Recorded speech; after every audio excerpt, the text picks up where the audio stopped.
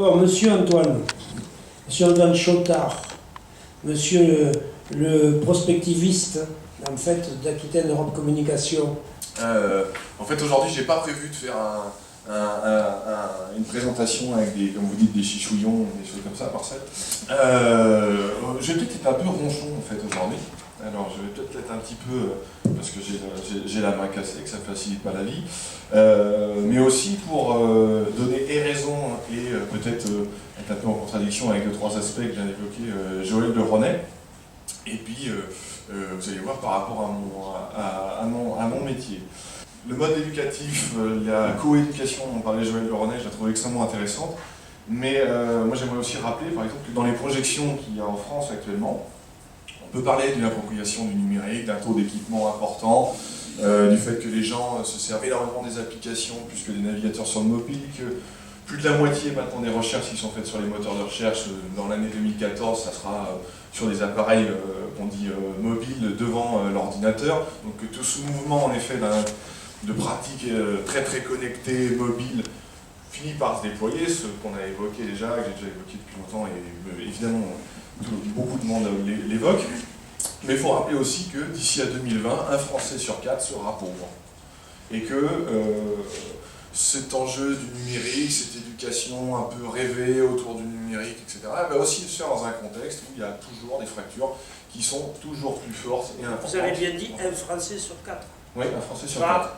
Pas un homme ou une femme du monde entier, vous avez parlé que de la France. Non, je ne parle que de la France. Donc un contexte à prendre où tant la fracture d'appropriation des usages, certes la fracture d'équipement, la fracture évidemment des infrastructures de télécommunications, c'est une chose, mais il y a aussi un frein qui est tout simplement aussi d'ordre sociétal. Et je pense que c'est quelque chose qu'il faut prendre aujourd'hui à l'heure où je trouve, y compris, et ça c'est mon point de vue d'observant du numérique, qu'on est de plus en plus, notamment dans le secteur du business numérique, à travers, que ce soit les questions des outils sur les big data, sur les objets connectés, dont je vous ai déjà parlé en long et en large et que vous connaissez bien, finalement une forme, des fois un petit peu d'angélisme de plus en plus fort. Je trouve que ça s'est vu l'autre jour, vous étiez Marcel au Net Explorateur, qui est un forum qui a eu lieu cette année sur 3 jours, pour diverses raisons, à l'UNESCO, qui est organisé par Thiriac, qui est un excellent forum, mais où dans son retour sur les tendances, par exemple, M. Lévy, qui a fait l'excellente présentation, qui est un monsieur d'HEC, qui est devant un parterre de gens du CAC 40. Hein, oui, oui, c'était pas des enseignants dans la salle. À une acception des nouveaux services qu'on peut voir émerger aujourd'hui, qui sont en effet, comme l'a rappelé Joël de Ronet, des objets connectés, des services liés sur smartphone à ces objets connectés, une prolifération de tout ça. Un recul qui est finalement assez faible, une opportunité de business importante. On attend à ce qu'il y ait 50, 80 milliards de choses qui soient connectées d'ici à 2020. Donc tout qui globalement se met à être connecté, tout qui pourrait en effet se parler, être en quelque chose, en trans quelque chose. Pour autant, je trouve que dans la compréhension des usages, des réalités sociales qui font qu'on s'approprie ça, on est de plus en plus, alors peut-être pas dans un angélisme, mais en tout cas dans une course à un business et à une filière qui cherche aussi à se stabiliser toujours plus, voilà, qui va peut-être aussi un peu à l'encontre de la vitesse à laquelle on peut se l'approprier, et notamment à l'échelle de l'école. Je trouve que c'est quelque chose qui est de plus en plus... Donc je note que vous devenez un contestataire. En fait, vous avez été un laudateur, non mais sérieux, j'exagère évidemment, un laudateur de ce monde, en effet, de ce monde complexe numérique qui évolue, on se connaît depuis des années, et vous commencez, c'est la première fois que je vous entends effectivement, à ce stade-là, poser une série de questions différentes de d'habitude. Alors en fait, je pense que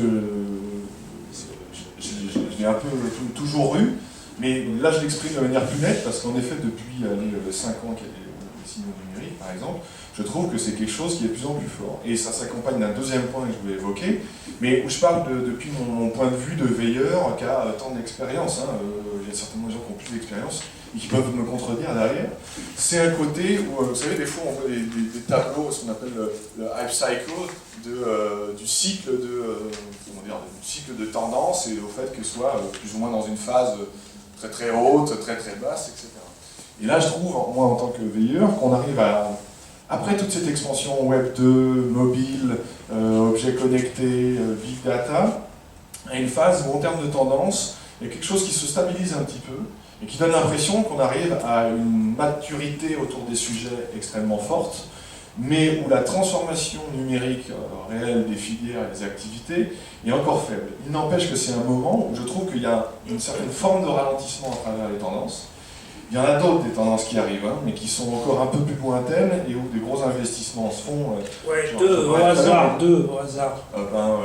La génomique à bas coût, les problématiques de la robotique, des programmes d'intelligence artificielle qui vont assez vite, mais des choses où là on n'est pas en train de parler d'une appropriation des filières et des entreprises en général qui va se faire dès demain, mais des grandes tendances qu'on retrouve aussi très très évoquées, notamment dans les travaux de l'Université de la Singularité, Finance Google, etc., qui sont des tendances qui sont encore plus prospectives, encore plus lointaines. Ce que je veux dire, c'est que sur les 5 ans de tendances qu'on a évoquées dans les signaux numériques et régulièrement pour Educavox, je pense qu'on arrive à un point là, de freinage, où on est dans cette phase où il faut rentrer dans une phase d'industrialisation et où la transformation numérique des filières, des secteurs d'activité, on arrive à un point où c'est maintenant qu'elle va se faire. On voit plein de choses qui convergent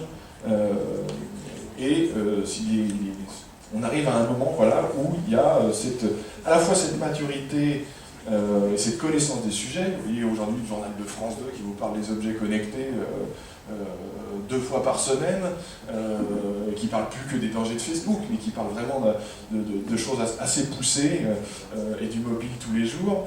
On est arrivé à un niveau d'appropriation très fort en termes de débat, de sujets, pas forcément de compréhension très très fine des usages, il ne faut pas aller trop loin non plus. Mais voilà, on arrive dans ce moment où finalement on est très très sensible à la plupart des grosses tendances et à la plupart des gros outils, des gros enjeux, et où voilà, maintenant c'est la phase où il faudrait vraiment passer une vraie maturité et une vraie transformation. Mais c'est pas valable que pour le secteur de l'école, c'est valable pour un grand nombre de filières d'activités qu'on a par exemple aussi en Aquitaine. Moi, je propose qu'on a 6 minutes d'échange avant que je donne la parole à André. Pierre. Oui,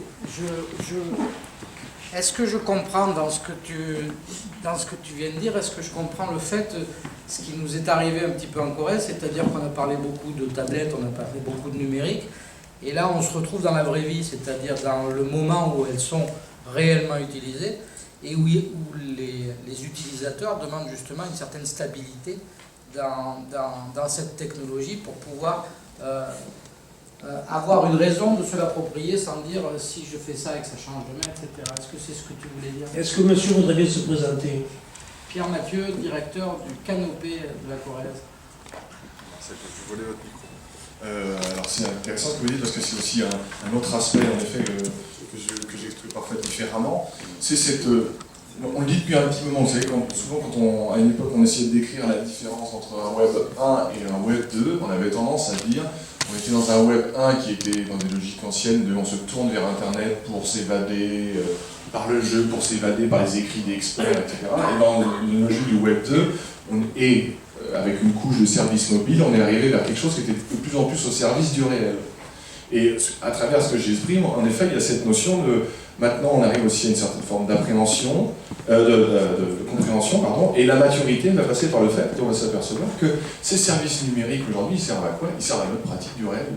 Point. On se sert des réseaux sociaux pour une pratique quotidienne et réelle de la vie, on se sert des tablettes et du mobile pour se déplacer, pour savoir où est-ce qu'on peut acheter, etc. Donc on est de plus en plus dans quelque chose qui colle complètement au réel et qui vient rajouter une espèce de seconde peau informationnelle à notre pratique du réel. Et ça, il va falloir l'organiser. On le fait déjà beaucoup à travers nos usages qui sont plutôt d'ordre, on va dire, privé. Et maintenant, il faut aller encore plus loin, en tout cas dans cette appropriation professionnelle.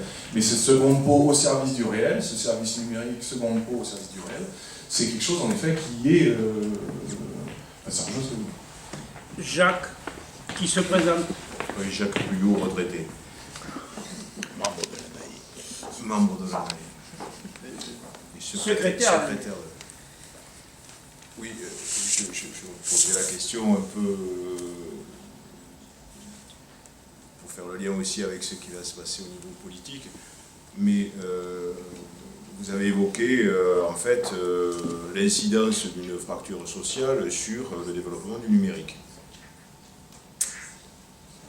Et c'est un sujet auquel je suis fortement sensible et je me posais la question de savoir si l'électrochoc des dernières campagnes politiques a été un élément important dans votre prise de conscience de ce phénomène-là.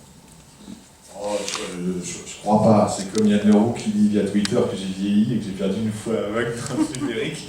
Je sais pas si j'ai déjà vu une fois aveugle, mais ça, on pourra en débattre. Non, je suis pas sûr. Je pense que c'est pas l'impact n'est pas politique, je crois pas. Mais j'ai l'impression que c'est vraiment le fruit de mon observation dans le temps qui fait ça. Voilà, mais je suis pas sûr que les événements dernièrement politiques aient un impact. Sauf si vous parlez de, je sais pas, de choses de l'ordre de la NSA, mais non, vous parliez des élections. Là, oui. Ouais. Non, je crois pas. Stéphane Brunel, enseignant-chercheur à l'Université de Bordeaux. La question que je me pose sur ce que tu as dit, Antoine, c'est est-ce que,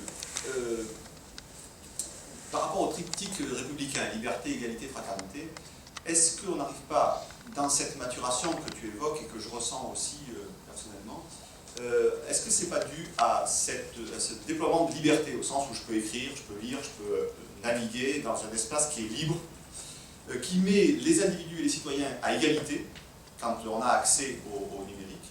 Mais est-ce que cette maturité n'est pas due au fait que le dernier mot, fraternité, qui est le lien entre ces deux premiers mots, qui est ce lien social, cette interaction sociale, vraie, humaine, dans la relation charnelle par exemple, est-ce que c'est pas ça qui interroge, c'est une vraie question ouverte, est-ce que c'est pas ça qui interroge cette maturation au sens où on dit, l'individu dit je ralentis sur mon utilisation de l'outil? Alors je ne sais pas si je ralentis sur l'utilisation. Alors sur la question de la fraternité, moi je vous avoue que dernièrement dans les interventions que je faisais sur les objets connectés, par exemple, je mettais beaucoup de second degré, voire un peu de fiction dedans, en disant que je trouvais que ça allait très certainement bien marcher, alors, à voir quel type d'objet, quel type de service, parce que finalement ça remettait encore une fois, encore plus, l'utilisateur au centre de son réseau. Donc quelque chose de finalement assez ethnocentré et qui, à mon avis, renforce beaucoup le co-individualisme. Moi, j'entends beaucoup de choses autour de l'économie collaborative, de ces réseaux qui s'inventent sur du partage, mais toujours dans des finalités qui sont, je dirais, c'est pareil dans une association. On est une association parce qu'on peut compléter par ses compétences un objet global, mais on le fait aussi pour des raisons personnelles. Mais je trouve qu'il y a beaucoup de choses dernièrement dans Internet qui ont démontré qu'on le faisait aussi pour se remettre beaucoup au centre, et qui peut peut-être correspondre sur certaines catégories de population à un envol personnel, un épanouissement personnel, pour d'autres peut-être au contraire un repli. J'ai pas de question tout à fait établie là-dessus. Par contre, ce qui est sûr, c'est que ça nous démontre qu'en effet, on a certainement beaucoup d'outils à disposition, plein de savoirs à disposition. En termes d'égalité d'accès, je suis pas tout à fait d'accord, parce qu'on peut tous avoir un smartphone, les mêmes applis dessus, mais en réalité, c'est l'usage et l'appropriation qu'on peut avoir d'un usage et des fonctionnalités d'une application qui, à mon avis, ferait la vraie égalité d'accès, donc des questions de formation et d'éducation. Mais peut-être qu'en effet, on est maintenant à se dire, bon, on a des usages qui sont finalement très individuels autour de ça, et comment on le déploie maintenant autrement pour des objectifs plus globaux, mais pas forcément pour des causes dans d'autres pays, mais aussi tout simplement à l'échelle de son boulot, de son bureau, ou d'une simple classe.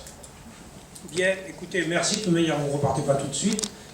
Antoine, vous pouvez le retrouver puisque c'est une annonce, le 10 décembre vers 10h15, il va y avoir un débat, une rencontre il y aura Antoine Chotard, il y aura Francis Pisani, que certains connaissent, ancien journaliste du Monde, qui a fait le tour du monde, qui continue à faire le tour du monde justement sur la manière, et en particulier dans l'éducation, on va se poser aujourd'hui une série de ces questions. Et le troisième personnage s'appelle Joël de René, en live cette fois-ci, en vrai. Il y aura un dialogue, donc on vous retrouve, je crois qu'on se recroisera avant, mais on vous retrouve le 10.